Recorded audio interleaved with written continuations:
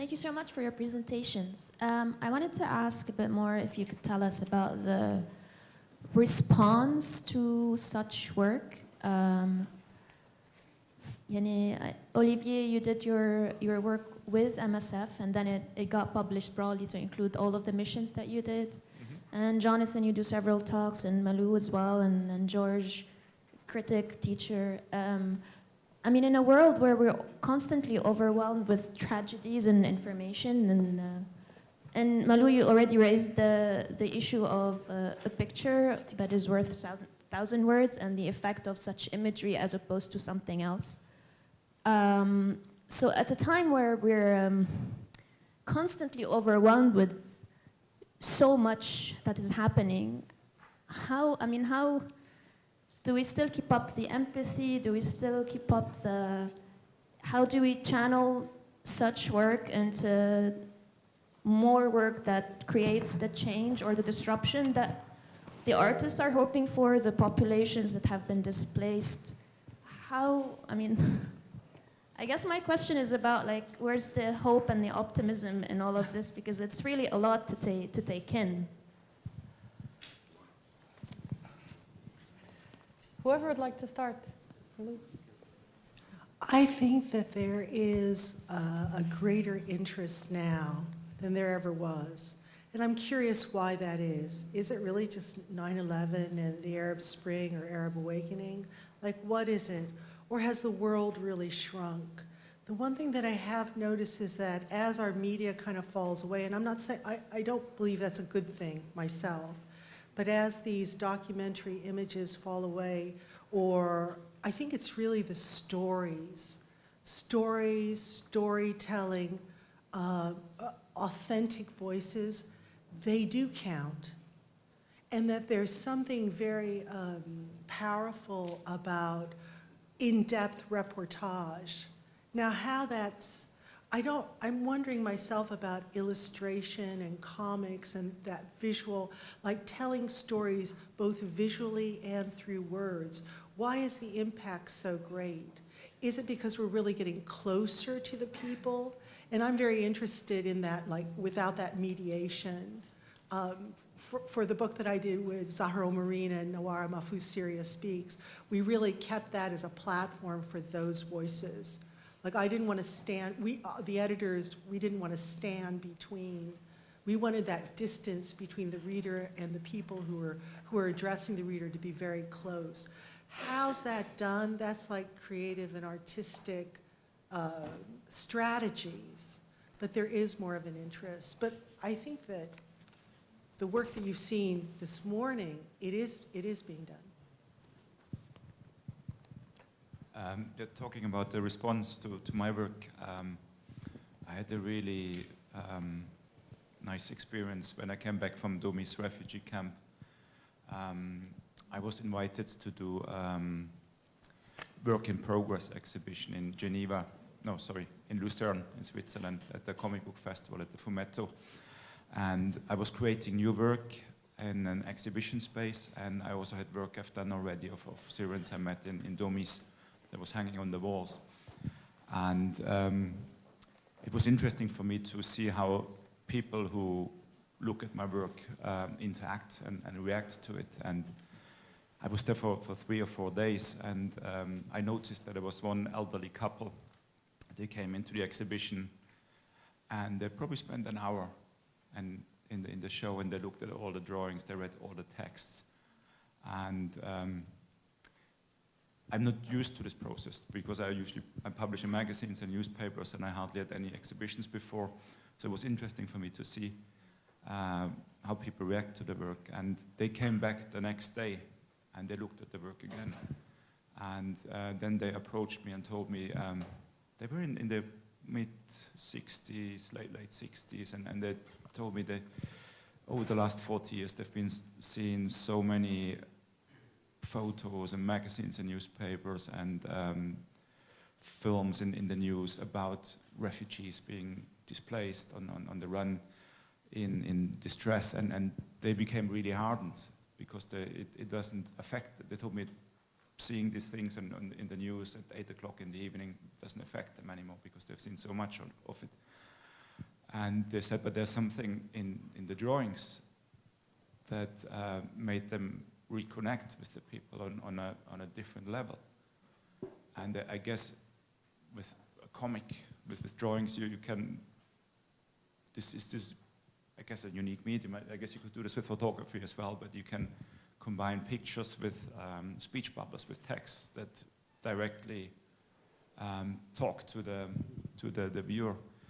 And it made me very happy when I heard that, and it gave me also hope that, because when you do this work, you spend I spend maybe 5% of my working time in the field, meeting the people, and then the rest of the time is just sweating, working hard, day and night on the drawings, and then when you get, and you don't know what is happening. If you do a book, you're lucky if you can sell 1,000 books or 1,500, you're already, it's a big success in this business. But then when you see people reacting to your work, and this made me, it was quite an important thing for me to get this feedback.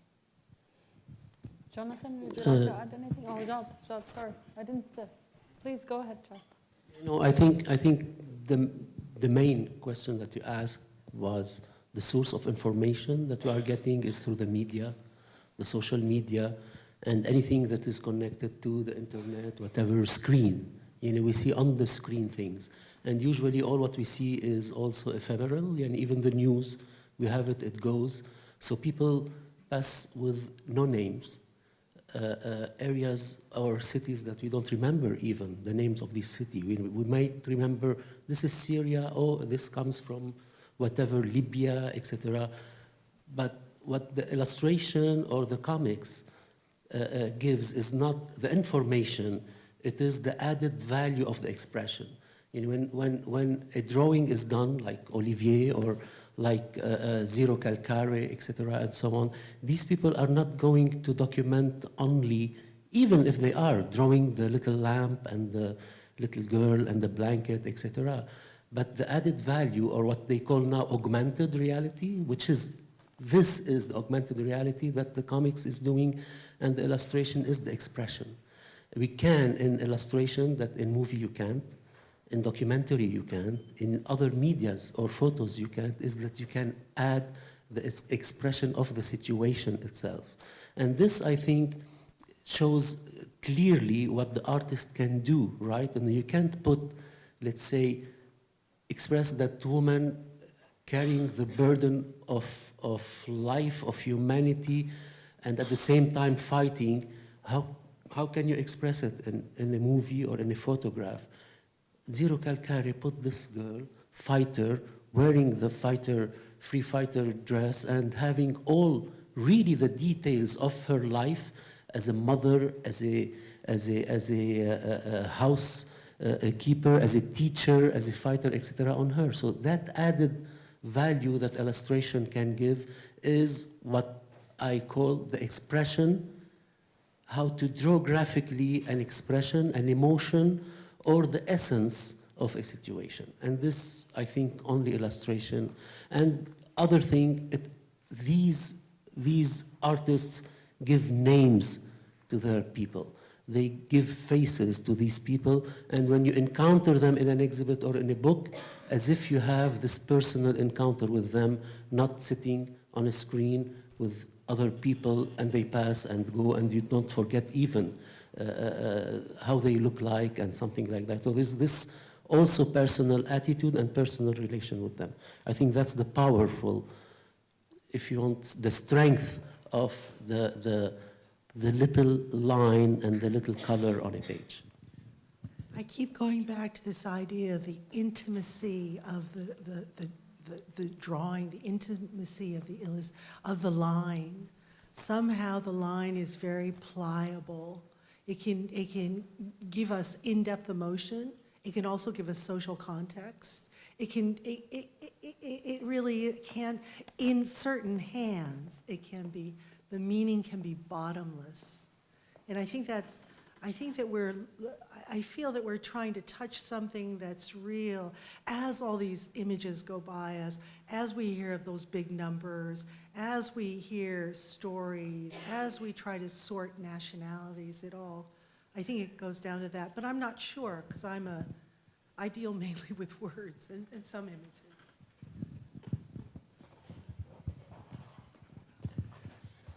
Any other questions? Okay, Fouad. Fouad is a comics artist from Lebanon. Sorry. Hi. So one thing that struck me watching all the presentations, when we're dealing with displacement, it feels like we're always talking about people in situations beyond their control, right?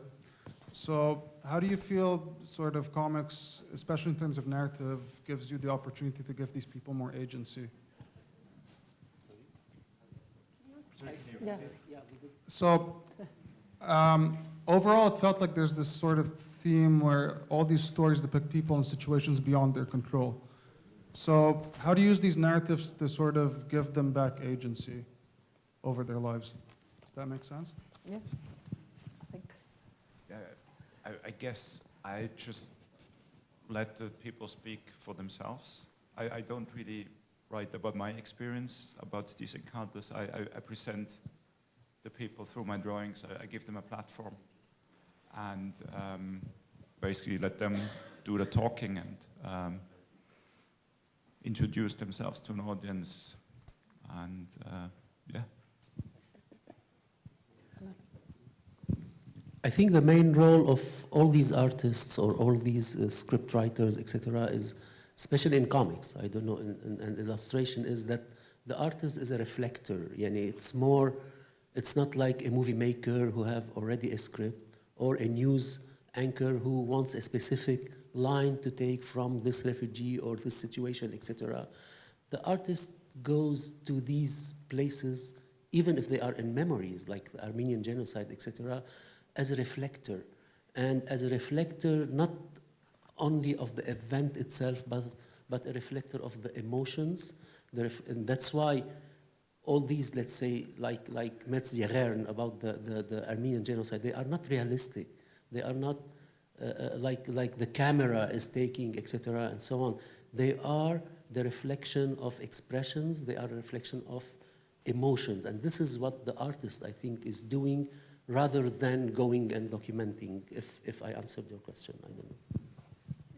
It's interesting that you say the word agency, because I think I agree with Olivier about platforms. Even to make, it's very difficult, I'll be honest with you, to make these platforms.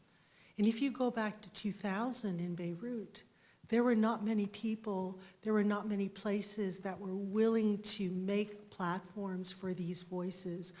Or if we look at 2000 in the wider world, there were not very many platforms for Arab culture, for Arab voices. I'm talking about particularly in the West. We've always had a very vibrant publishing scene here. So first constructing the platform, but what agency, I don't know in terms of do we change people's lives? No, the platform is an opportunity for people to speak for themselves. In a world where there are many mediators and gatekeepers, the idea that people could speak for themselves, I think, is maybe the first step of agency. How they are saved, I don't know if that's something that the illustrator, the photographer, the writer can do. But there has to be an open generosity of spirit, I feel, a humanitarian need, a want on people who are not in that situation to tell those stories, not really from us, but for those people to say who they are and what they're about. Jonathan. I'll just add briefly, I found a kind of comfort in this history, even though it's a difficult history, and not that I'm happy that so many people have gone through exile or expatriation, but just to contextualize our moment, I'll give just a totally off-base example. My parents' generation were American, grew up in Detroit during what was the uprising or the 1968 riots in Detroit. And nowadays they're saying, Trump's America, I can't believe this is the most insane thing. And I tell them, you lived in a Detroit that was on a National Guard police lockdown. How can you think today is worse? But it's just, by diving back into these histories, I think we can actually find a kind of, going back to the first question, a kind of optimism, because generations before us have grappled with the exact same questions, problems, wars, difficulties, and actually created the very art forms that we appreciate so much today. Indeed. Thank you. Yes, Mona Hala, thank you. I was just wondering if you ever go back. Can I just pass this or that?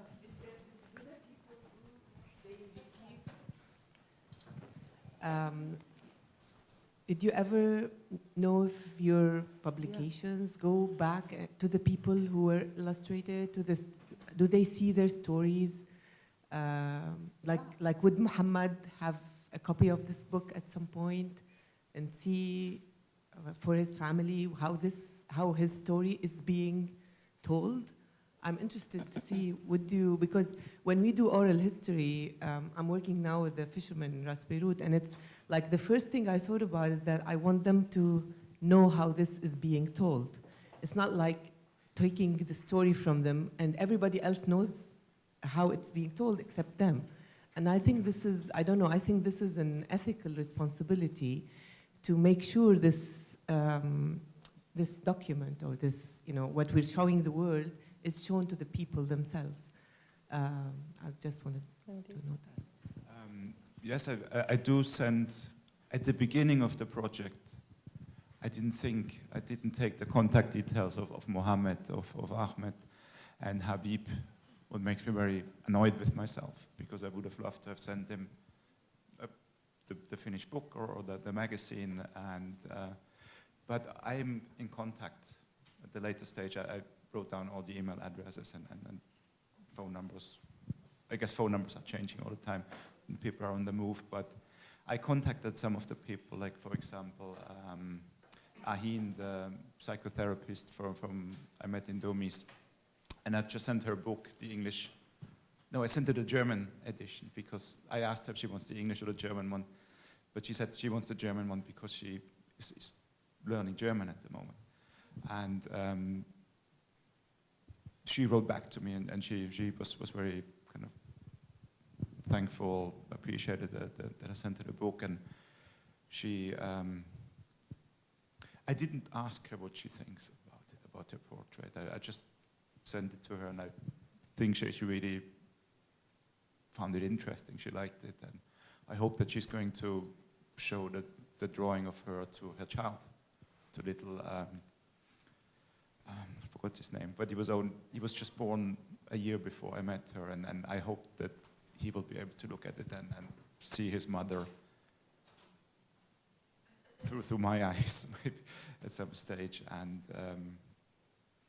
yeah, and I also sent the book to other people I met, or I sent them JPEGs of the drawings, and I didn't get any criticism from them. I guess I don't have a very close relationship to the people. All of the people I met them, some of them just for half an hour. Some of them I spent a couple of days with them, but I don't really have a very close relationship with the people. And so I didn't get any critical or very deep feedback, but so I got good responses, and I hope the people I depicted are happy with their portrayal. I can talk about Kobani calling, at least, that I know that Zero Kalkari, because he went there, he adopted a cause, and when there is a cause, the two-way thing might be easier, because he drew really these women fighters, the real women fighters, etc., their lives, etc., and so on. And he used to report, and it was monthly or weekly published, etc., and then it came up as a book. But whenever the publication was out, he used to take it to the camps of these fighters, the YPK, etc., and they used to take it also, because they are engaged people, take it as a motivation for the youngster or for those who are coming, or the families of the martyrs, etc., as a booster, if you want, to their cause. So there is this relationship, at least in that case, because he was an engaged artist. He followed this cause of Rojava and the Kurdish cause, etc., especially these women who fought against ISIS. And his book, when he came out, it came out and it was translated into Kurdish, and it is distributed in their camps. And of course, he jokes a lot about it, that no, he deformed in a way because he didn't draw realistic drawings of these women, and he always say that they are much prettier than he used to draw, but their spirit for him was the prettiest thing that they have. So there is this go and come, but when an artist goes by himself to people with no cause, because most of these displaced people, they lost their causes, they lost almost their lives. So I don't know, even if they will receive this thing, it's not like the fishermen here who are anchored or whatever, etc. With displacement, I don't know, it's a question that I raise, Would they care, about it? I don't know. One thing for the anthology that I did, Serious Speaks, is that when you make a platform, when you make this platform and you want to empower voices, you enter into a relationship. It's not an uncritical relationship for the artists and the cartoonists and the comic graphic artists graphic novelists that we included in the book. It's a back and forth. We're talking, but also because the book is going to be published not in the region, but in English in the West, there's another mediation that goes on. But also, I like to think of myself as not a colonizing editor. I'd rather hear what people want to tell me their stories are, what they are and how they want to do them. And I want to make sure, as an editor, I want to make sure, particularly in text, that it has that broad appeal, that it's not language that people in the West will turn away from. And then when these books come out, I really make sure that the people who are involved, the contributors, not only do they see the work before it goes to press, that they know exactly what they're getting, but afterwards they have the book too. And that usually if this platform, it's not my platform, but if the book's platform works, then the contributors tell me how people have reacted to their work, how opportunities have opened up to them. It's not that I'm mining it for my great whatever, I don't know. But it's really because this culture, seeing this culture walk and talk, it can change not only the lives of the people who are doing it, but the people who are seeing it, and makes them think again about why is it the Arab world, like people in the West, they don't think there are cartoonists, or they don't think there are fashion designers, or they don't think like these things are happening. It's a part of building bridges. It's terrible that we have all this war, this displacement, forced migration, but somehow at this time people can talk to each other over great distances. And I think that's the thing, is empowerment, more communication, more exchange, But it can also work the other way, that the regime sees the book and they start targeting the people that you have. So it's kind of a weird dance that you do. Absolutely. Well, I want people to have, yes. Sorry. Okay, last question, because I think everybody's ready. In relation of what she said, for the authors who draw and tell those stories, do they think also about the public, the readers, to whom they want to address this, these stories? To be honest, I didn't think too much about the audience. I probably spent more thoughts about the people I portrayed. And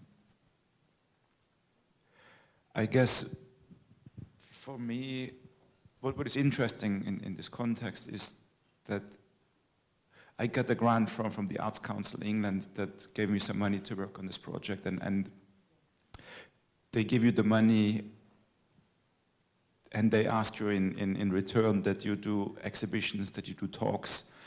And so I did several exhibitions and events, and it's usually these events are visited by people who are really interested in migration and in refugees and human rights. And you could say that they are already converted. You don't need to tell them that it's a horrible experience to be a refugee, and that people want to continue their lives. They want to send their children to school in a safe environment. People want to continue their studies and leave the war and the conflict behind them. And there are lots of people in Europe or in the US who don't understand that. They don't want to have strangers, foreigners coming to their country. And I thought about that. I would rather reach an audience like this than the people who are going to buy the book anyway. And I guess it's the question is how to target these people, how to get them into your exhibition. And I spent thoughts on that, but I don't know how to do that, to be honest. And yeah. I have a question for you, just a simple question. If you weren't commanded by Médecins Sans Frontières to do that work, could you have gone to these areas and did the job? No, probably not, because first of all, I would have lacked the financial. I need money to create my work. I worked on this for almost 4 years, and I needed to have a backer. I needed to have an enabler who gets me there, because I wouldn't have gotten access to the camp. I'm pretty sure I wouldn't have gotten it, and I wouldn't have known who to contact. And I needed this this enabler who got me into the geographically into the place, who introduced me to the people I wanted to portray. And I don't think I would have done it. I would have maybe done it if a magazine would have commissioned me to do that. But I needed this first, someone to make the first step to get me there. I think we're all ready. Thank you very much for our panelists for an amazing talk. Do you want to add something? Please, no. Okay. Wait, we're adding Jonathan's. No, please. I mean, I didn't see it. It's okay. I don't really have anything to say on Though this. you're going to say it. I guess we can talk in terms of audience.